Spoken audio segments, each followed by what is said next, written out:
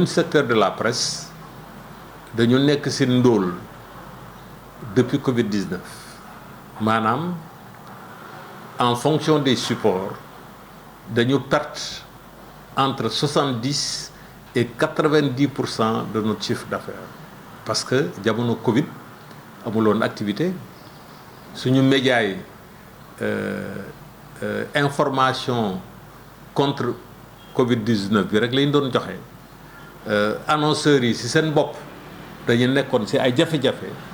donc ñu perte 70 à 90% de notre chiffre d'affaires. Gouvernement du Sénégal daal di tëral benn plan bu ñu wooyee fonds Covid-19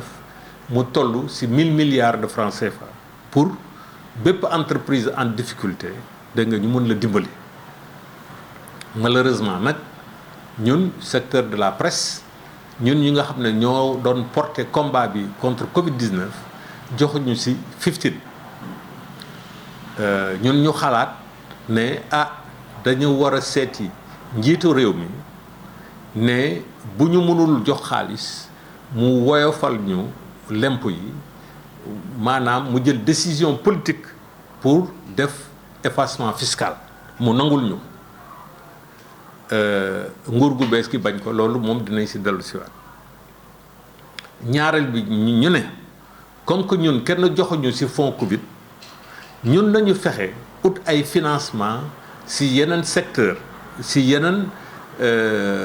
bailleur muy au niveau national walla au niveau international ñu dox ci ay jéego yu bare bi jëkk feeñ mooy convention bu nga xam ne dañ ko signé ak structure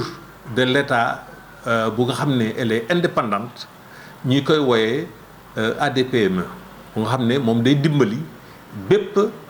structure bu nekk en difficulté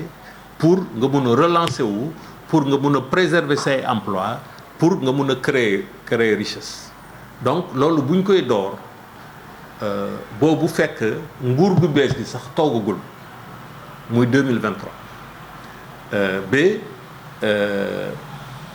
entreprise de presse bi nga xam ne moom laa jiite moom moo jëkk a introduire dégg nga pour ñu dimbali ko parce que entreprise bi dafa am ñu mu amel xaalis dafa am ay créanciers yu bare te créanciers yooyu mun nañ ko yóbbu ci yoon ba ñu tëj entreprise bi jaay lépp lu mu am donc ñu koy wooye ay mesures de sauvegarde dégg nga au niveau judiciaire dégg nga kooku juge bi mooy ne waaw yéen de documents yi ngeen indi méngoo na ak dëgg dégg nga comme que yéen da ngeen am ay emploi comme que yéen secteur bi ngeen nekk secteur bu stratégique la dinay fexe yoon encadré leen dégg nga ngeen nekk sous la couverture de la loi donc loolu moo waral ADPME si fonds yu nga xam ne Banque mondiale moo leen ko jox pour te ñu koy wooye programme ITER dégg nga pour ñu jël ci fonds yooyu dimbali ci la société africaine ADPME gis ne du Africom rek moo am problème presse bi yëpp moo am problème mu ne dafay tëral benn programme d'accompagnement de la presse pour la préservation des entreprises de presse pour la préservation de l'emploi et permettre entreprises de presse yi ñu suqaliwaat dégg nga pour ñu restructurer leen pour ñu financer leen dans le secteur par exemple de la digitalisation donc boobu buñ koy def diggante ADPME rek la ak patronat de la presse boobu amul benn ministère bu nga xam ne dugal na ci loxo donc loolu moo aboutir samedi de manière symbolique ñu def signature convention entre ADPME ak 12 entreprises de presse man sax bokkuma ci parce que man programme bi ñu ma financé beneen programme la ci biir ADPME la mais du programme Banque africaine de développement donc loolu mooy signature léegi nag dañu am surprise ministre de la communication moom bugg a mubboo initiative boobu maa ngi leen di fàttali ne 15 xaalisu état du Sénégal dugg si. Banque mondiale la à travers son programme ETER ak Banque africaine de développement donc dañuy jékki-jékki rek le 30 dégg nga ministère de la communication yónnee benn bataaxal pour ñu mën a fekkee médias yi mën a fekkee signature convention bu nga xam ne ministère bi moo ko jégleel la restructuration des entreprises de presse kooku mu nekk ay kàcc dëggantaan vraiment man en tant que sénégalais sax dama si rus dégg nga li nga xam ne état bi amul si firtinu loxo dégg nga ñun ñu dox ko ba si fin bi mu ne moom daf koy mbubb damay yëgal sénégalais ne ñun initiative bii ñu jël du mbirum du ay entreprise au niveau ay structure au niveau national rek lañ jël dañu xool au niveau national et au niveau international bépp entreprise bépp structure bu nga xam ne di nga mën a dimbali la liberté de presse parce que ñun dañu am régime bu nga xam ne dafa bëgg a fagaagal la presse privée donc te bu ñu jugul ñun en tant qu'acteur des médias waaw dinañ si perte suñuy liggéey dinañ si perte suñuy activité mais Sénégal mooy perte te ñun presse citoyen bi dañ fi nekkal loolu moo waral ñetti alternance politique di wane ne ñun féetewuñu fenn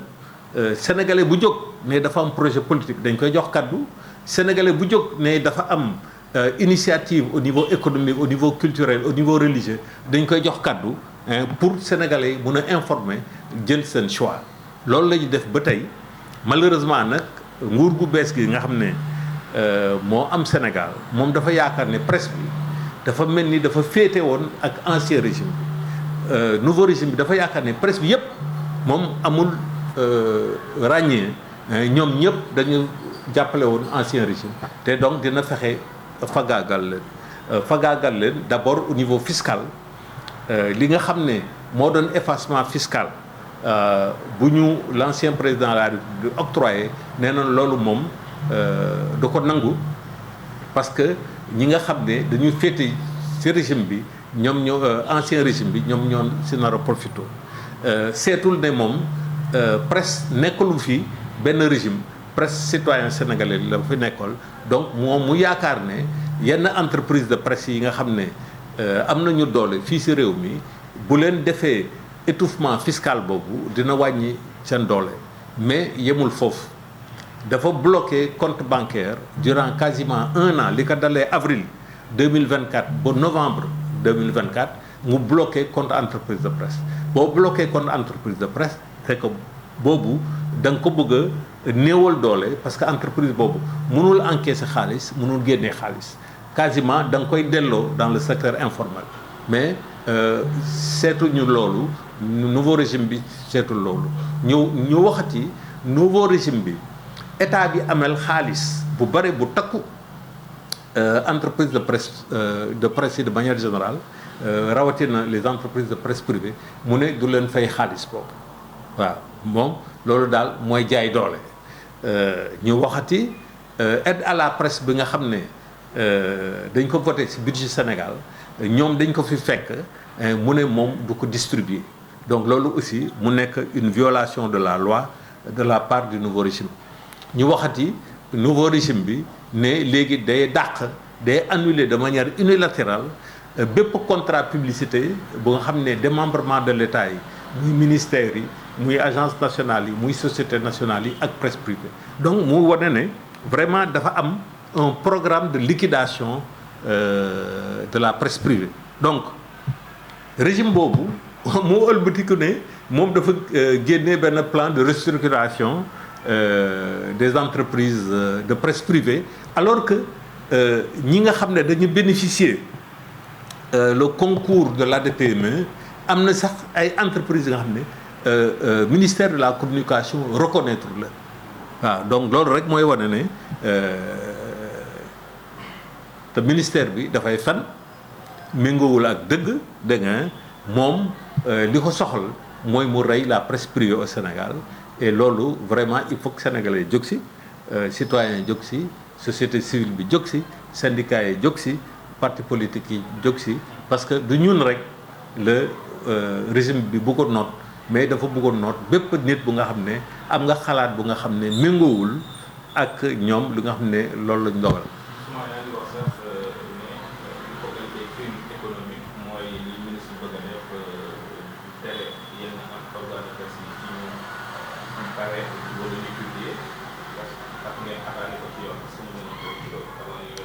waaw xam nga Sénégal ñun ñoo tane dëkk yu bare yu ñu wër dëkk yu bare ci Afrique maanaam te ñu am embryon état de droit xaw ma loolu nag lañ koy waxee ci wolof bu nga xam ne am nañu yenn acquis yi nga xam ne amul ci dëkk yu bare mais teewul embryon état de droit boobu moo ñu permettre ñu am ñetti alternance politique moo ñu permettre ñu am jàmm la paix au Sénégal moo ñu permettre ñu am le dialogue des religions fii Sénégal doo opposer la religion chrétienne ak la religion musulmane wala beneen religion nit ku nekk mun nga am sa religion sans aucun problème te dafa am tolérance sénégalais ak nitu yeneen xeet yeneen dëkk mais suñu état de droit bi dafa xaw a faible gum suñu état de droit bi amul ay mécanismes yi nga xam ne ñoo ko garantir moo tax des fois di nga gis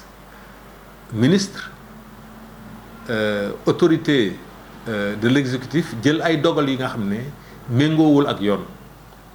ñun nag loolu moo ñu dal suñu ministre bi bu nga xam ne moom lenn rek moo ko soxal naka lay liquider la presse privée comme que mënuñu xoj au niveau fiscal comme que jéem nañu xoj au niveau économique léegi nag mu ne ñii dama leen di niilal c'est-à-dire dootuñu am existence juridique am na ay jéego yu bare yu mu ci def benn liste bu mu génnee mooy liste yi nga xam ne des médias reconnus par l'État du Sénégal mu am un tollé au niveau national et international mu dàq liste boobu wax mu génnee benn liste de médias conformes dits conformes selon ses allégations dits conformes au code de la presse teewul médias yi di continuer mu obligé sax yenn médias yi nga xam ne reconnaître leen woon mu waxoon ne ñooñu conforme ñu mu dugalaat leen si la liste des médias conformes te loolu sax ba léegi amul firnde de manière officielle sous forme d'arrêté ou bien de déclaration du ministre de la communication léegi nag mu ne kon ñii maa ngi naxante ak ñoom mais mënuma fexe ba léegi ma tëjlu leen ñu bàyyi seen activité mu jël benn arrêté bu nga xam ne en date du 22 avril 2025 arrêté bu nga xam ne ministre bi ñemewu ko sax diffuser mais bu ñu convoqué ay responsables de médias à la police à la direction de la sécurité du territoire si lañu leen donc notifié arrêt de parution et de diffusion sur la base de arrêté bi nga xam ne moom le ministre bi jëloon le 22 avril arrêté boobu nag dafa nekk un arrêté illégal parce que amul fenn ci droit positif sénégalais fu nga xam ne wax nañ ne ministre am na sañ-sañ arrêté média arrêté de diffusion et de parution loolu nag ñun ñu ne vraiment ministre bi nag vraiment dof la buy tépparle il faut que ñu arrêté ko ñu ne dañ koy attaquer justice parce que dañ koy attaquer ci ñaari fànn benn bi mooy référé c'est-à-dire que juge bi ñu ne ko tembe da nga war a wax lan mooy droit lan moo dul droit bu fekkee ne arrêté bi dafa légal notification bi dafa légal parce que dañu ne média heure minute bi seconde bi ñu jotee notification bi ñu signé ko amuñu droit diffusion amuñu droit parution loolu mooy seen entreprise dafay tëj loolu mooy dañuy am chômage de leur personnel loolu mooy dañuy continuer di fay ay charges te du ñu am yaakaar ne dinañ ko rentabiliser ñu ne nag loolu crime économique la vraiment ministre bu nga xam ne da nga aveuglé yow sa considération politique rek nga jiital sa yoon si ay chef de famille ay mère de famille dégg nga dañu nar a perte sa liggéey lu ñuy dundee sa yoon nekkul si ay entreprises yi nga xam ne dañuy tëj dégg nga jël dogal bu mel noonu ñu ne loolu crime économique la te crime économique aussi dañ ko war a sanctionner par la prison de ces responsables politiques là qui sont irresponsables vraiment loolu man dama xamul naka lay mën a duggee si bopp nit dégg nga parce que yow nit ki d'accorduloo ak moom dégg nga rek ngay def ay crimes économiques yow donc ñu ne dañuy introduire une action en référé donc juge bi dans les 48 heures dina prononcer c'est-à-dire 48 heures certainement jour ouvrable quoi lañ koy considérer lundi ak mardi bi peut-être maintenant le mercredi la ñu am une décision du juge ñaareel bi ñu ne nag action bi aussi dañ koy attaquer au fond parce que ministre bi dafa jël ay jéego yu bare ay actes yu bare posé ay actes yu bare yi nga xam ne dafay violer systématiquement la loi si mbirum presse amul action bu nga xam ne ministre de la communication jël na ko te violé wul la loi te ba pare nag instaurer fitna dans le secteur de la presse fu mu nekk nii entreprise de presse yi journalistes yi techniciens des médias yi yeneen employés secteur de la presse amatuñu jàmm parce que dafa am nguur gu bees bu nga xam ne dafa ñëw ne man maay bàyyi sénégalais yépp man maa leen di war a wax lan ngeen di xalaat lan ngeen war a def boo leen ko deful dama leen di fagaagal loolu la ñu dëkk nii ñun Sénégal dañu bëggoon alternance parce que violation des libertés fondamentales yu amoon jamono ancien régime mais vraiment loolu ñu ngi koy ñaawlu te loolu bëgguñu encore même régime bi nga xam ne moom la sénégalais fal régime boobu nekk ci violation yooyu te violation bu gën a yées ci réew dans un état de droit mooy les libertés fondamentales.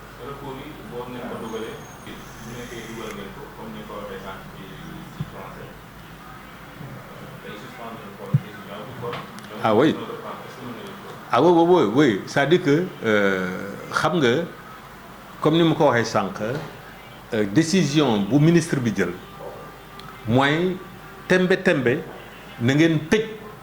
seen entreprise de presse yi na ngeen tëj ci saa si seen émission yi seen journaux yi ngeen tëj loolu crime économique donc il faut juge bi bañ a injustice bu nga xam ne amul benn fondement légal muy continuer di am donc loolu mooy dafay suspendre suñu demande bi suñu référé bi dafay suspendre l'arrêté illégal du ministre de la communication donc moo tax may wax képp ku nga xam ne jotoon nga notification ñu ne la na nga tëj ci saa si mun nga continuer di diffuser ba keroog juge bi daal di wax le droit ou bien mu confirmer la décision administrative ou bien mu infirmer ko ne c'est une mesure illégale. financement yi naka la demee yaa ngi koy wax pour koppar pour leen jox xam na sax am na yenn syndicat si yenn organisme yi wax ni nañ jël xaalis yu fay leen salaire est-ce que mën nga leeral financement yi naka la. waaw te financement bi nga xam ne moom la ADPME daal di jagleel les entreprises de presse boo xoolee somme bi dëgërul sax noonu ay 30 et quelques millions yooyu la du financement pour suqali économiquement le secteur de la presse même si mbirum digitalisation sax bu nga xam ne ADPME dina si dugal loxoom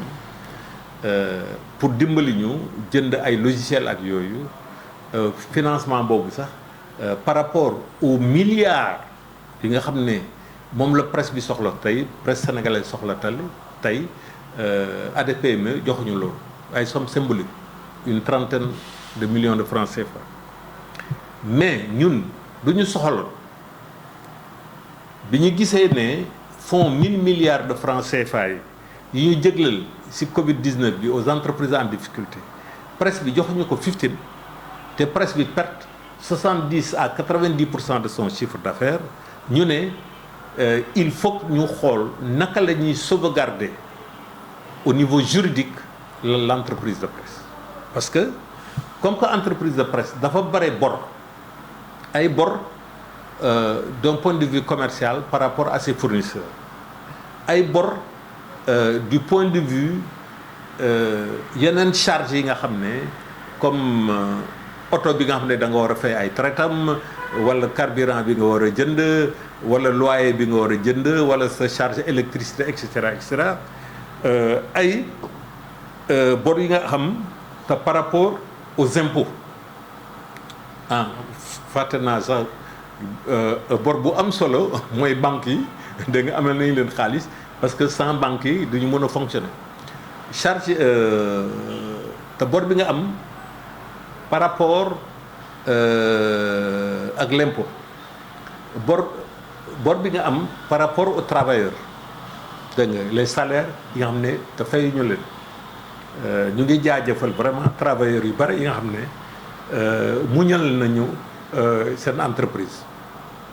bor yi nga xam ne dañ ko am par rapport à la couverture maladie tey boo seetee entreprise de presse yu bare mënatuñu fay seen IPM ñi nga xam ne ñoom ñooy faj donc bor yooyu yëpp ñu ne parce que yoon dafa ne képp ku nga xam ne entreprise amel na ko bor entreprise bi nga xam ne moom mooy créancier bi mun na dem tribunal pour àqu entreprise bu ko amel bor dégg nga te entreprise bu nga xam ne mooy créancier bu demee tribunal dañ koy may mu saisir amu entreprise bu nga xam ne mooy débitrice ñu daal di liquider sax juridiquement entreprise boobu donc loi Sénégal dafa prévoir ne mu am ay mesures de sauvegarde pour préserver entreprise bi ok ba pare ñu préserver également les emplois donc loolu moom mooy essence su convention bu nga xam ne dañ ko signé avec l'ADPME ba pare ADPME dimbali ñu en matière de restructuration de l'entreprise pour xool ban organigramme yan activité la entreprise bi donc war a am pour mu mun a suqaliwaat donc voilà léegi nag fonds yooyu du ADPME moo ko moom du état du Sénégal moo ko moom dafa am ay partenaires internationaux ay bailleurs de fonds lu mel ni Banque mondiale mu tëral benn programme bu nga xam ne dañu koy wooye ETER ku mel ni Banque africaine de développement mu am benn programme bu nga xam ne ñu ngi koy wooye PAIS léegi ñu tëral ay conditions yu strictes naka la entreprise di mun a bénéficier ci fonds yooyu ci kaw fonds yooyu ñooy financer 75% mais entreprise bi ci boppam dafa war a jël 25% en charge te 75% yi nga xam ne dañ ko jaarale ci ADPME du xaalis tembe la ñuy jox entreprise bi déedéet en matière de sauvegarde dafa am ay cabinet d'expertise yi nga comptable yi nga xam ne ñoom ñooy defar documents yi pour que ñu mun ko yóbbu justice